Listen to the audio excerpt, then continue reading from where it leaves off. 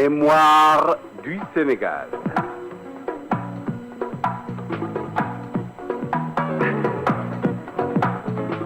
Mémoire du Sénégal de 1455 à nos jours.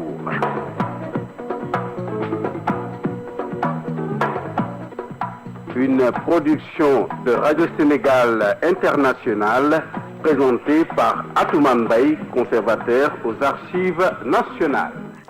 Amis auditeurs de Radio Sénégal International qui nous écoutez de par le monde, bonjour ou bonsoir selon l'endroit d'où vous nous recevez.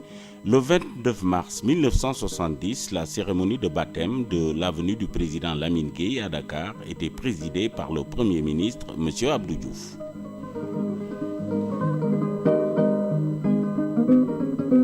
M. Abdou Diouf, Premier ministre, avait présidé le dimanche 29 mars 1970 dans l'après-midi la cérémonie de baptême de l'avenue du président Lamine Gueye à Dakar, correspondant aux ex-avenues Maginot et Gambetta, en présence du président du Conseil économique et social, de plusieurs membres du gouvernement, du corps diplomatique ainsi que de plusieurs personnalités administratives et coutumières. Madame Lamine Gueye et M. Yvon Bourche, secrétaire d'État français chargé de la coopération, arrivés à Dakar venant de Ouagadougou, assistaient à la cérémonie qui s'était déroulée place Tacher.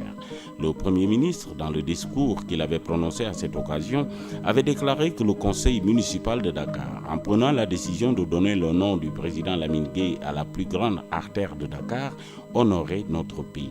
M. Abdou Diouf avait estimé d'autre part que la cérémonie allait permettre de conserver toujours vivace le souvenir de ce grand homme qu'était le président Lamine Gueye. Après avoir souligné le tribut de gratitude que le Sénégal doit au président Lamine Gueye et mis l'accent sur les réalisations sociales de celui qui fut maire de Dakar pendant 16 ans, le Premier ministre devait ajouter que le président Lamine Gueye restera pour les Sénégalais un symbole. En cela, nous le porterons toujours dans nos cœurs, avait poursuivi M. Abdou Diouf.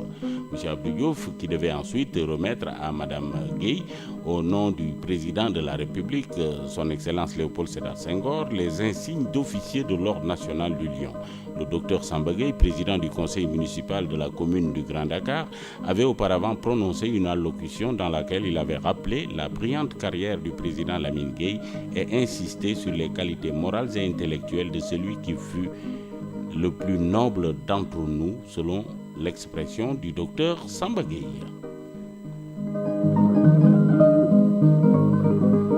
Entre autres événements à signaler pour la journée du 29 mars, nous avons retenu le 29 mars 1793. La traite de la gomme du Sénégal était ouverte aux États-Unis d'Amérique et aux nations amies de la France. Le 29 mars 1828, c'était la signature à Brin d'un traité entre les Français et le chef de Kayounou.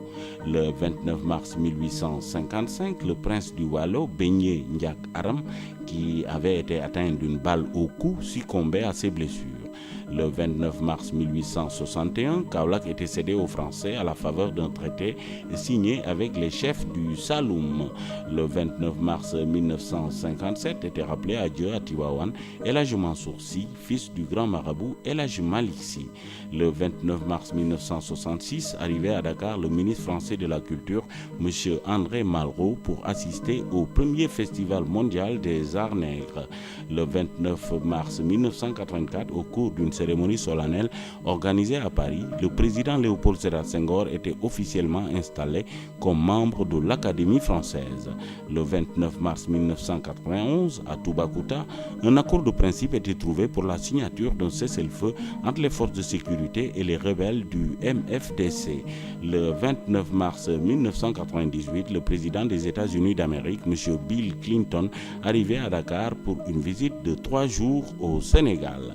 À la prise de son, Salimata Diop, à la présentation, Atoumane Mbaye. Amis auditeurs, encore une fois, merci de nous consacrer chaque jour un peu de votre temps. Nous vous donnons rendez-vous demain à la même heure sur les ondes de Radio Sénégal International.